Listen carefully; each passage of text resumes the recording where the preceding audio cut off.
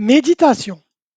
De nombreuses techniques de méditation différentes existent, chacune avec ses avantages et inconvénients.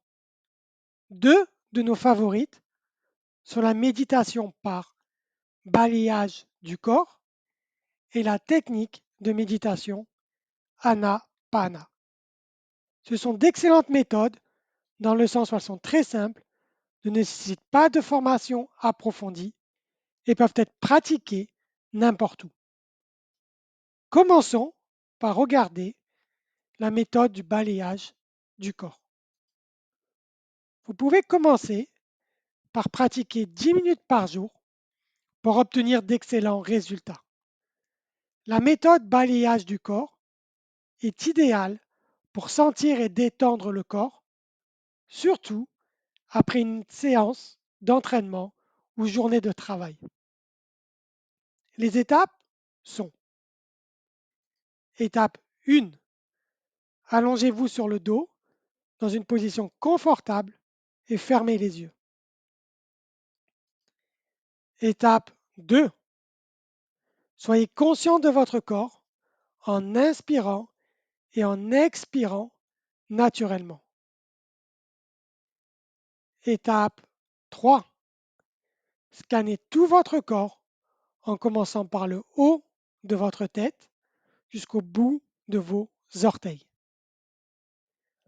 Étape 4, concentrez votre attention sur chaque partie de votre corps. Faites attention à toutes les sensations, telles que la pression ou la raideur. Laissez vos muscles se détendre. Étape 5. Une fois le balayage complet de votre corps terminé, soyez conscient de tout votre corps, respirez et ouvrez les yeux. L'autre technique que nous aimerions introduire s'appelle Anapana. Vous pouvez commencer par pratiquer 5 minutes par jour et augmenter au fur et à mesure. Pour Anapana, les étapes sont: étape 1, asseyez-vous confortablement dans un endroit calme et fermez les yeux. Étape 2, respirez naturellement sans essayer de contrôler votre respiration. Étape 3, concentrez-vous sur vos respirations, ce qui aidera votre esprit à rester concentré.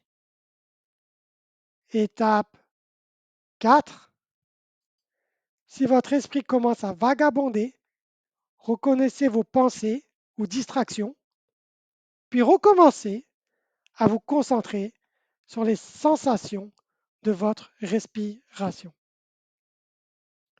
Étape 5. Après 5 minutes, vous pouvez vous arrêter et ouvrir lentement les yeux.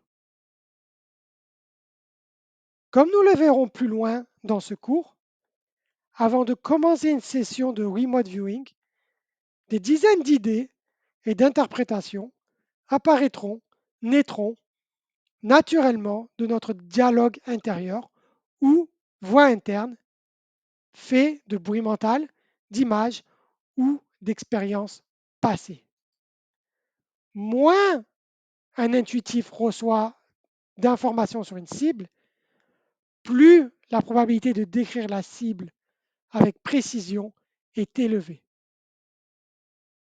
Au fur et à mesure que la séance de remote viewing progresse et que l'intuitif recueille de plus en plus d'informations par le biais de descriptions verbales ou de croquis, des interprétations sont susceptibles de se produire. C'est à ce moment que la pratique régulière de la méditation, qui est, on peut le dire, équivalent à un entraînement physique, peut être bénéfique pour contrôler nos pensées. Être capable de calmer notre esprit, de rester concentré et de nous écouter nous-mêmes et nos sentiments nous aidera à éviter les pièges d'interprétation pendant le processus de remote viewing que nous aborderons plus tard.